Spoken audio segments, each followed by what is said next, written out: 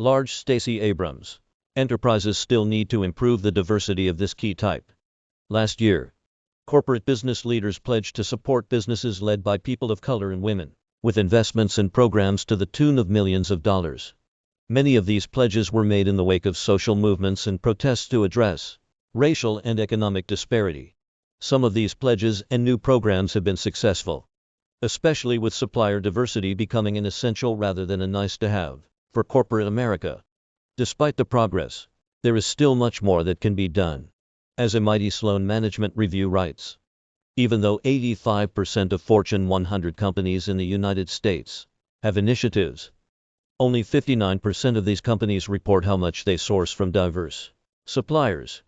According to our research, these companies procure on average only 10% of their supplies and services from diverse suppliers. Organizations across every industry must increase their efforts to build an inclusive economy. But what can companies do to fulfill their pledges and make the sustainable, long-term impact intended through their commitments? After the press releases went out and the task forces were created, many Fortune 100 companies found that achieving their stated goals was much harder than they thought it would be. As reported in Harvard Business Review, more than half of black business owners report that their revenue dropped by at least half since the pandemic began, compared to 37% of white owners. According to data from HR Block, this data speaks to an underlying fundamental that often goes unaddressed. Access to capital is not complete without access to commerce. These underrepresented business owners need corporations to buy from them.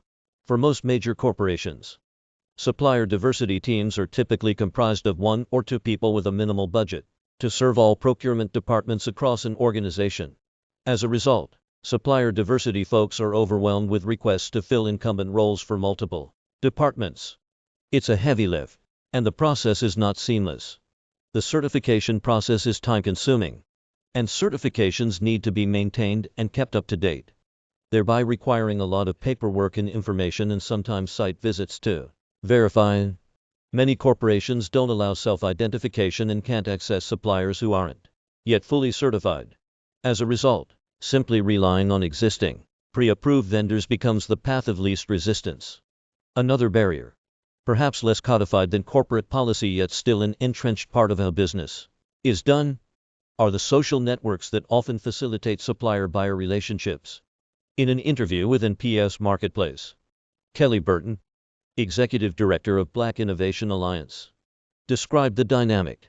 Supplier diversity is supposed to be designed to create points of entry, but in many ways, it creates additional barriers because people of color have to go through additional steps that our white male counterparts don't necessarily have to clear.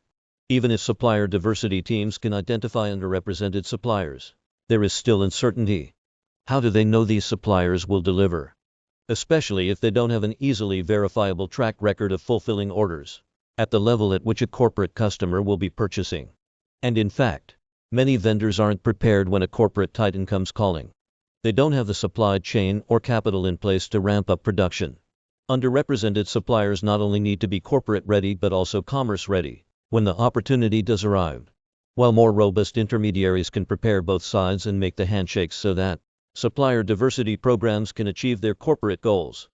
The leaders of corporate America need to embrace processes outside of the traditional way of doing things. Here are several key actions that corporate leaders can take to make an impact.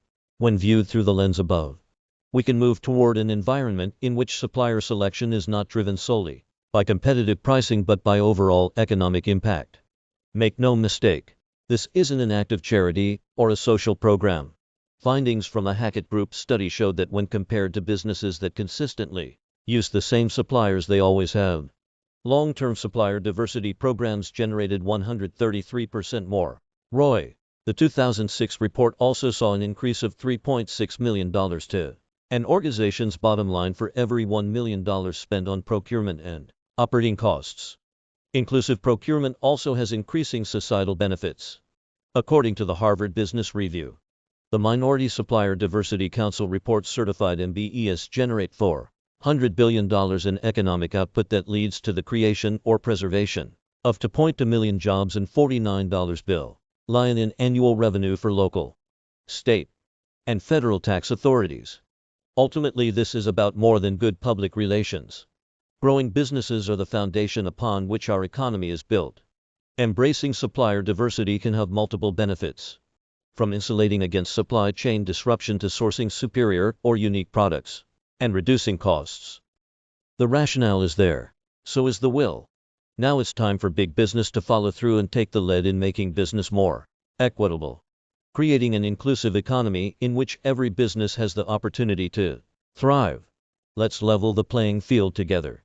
Stacey Abrams is a New York Times best-selling author, entrepreneur, political leader, and co-founder of a financial services firm, Now Corp, and a media company, SageWorks Productions.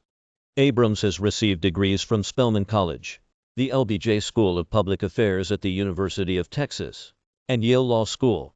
She is a co-author of Level Up, Rise Above the Hidden Forces Holding Your Business Back. Laura Hodgson, President and CEO of Now Corp, serves as an entrepreneur in residence at Harvard Business School.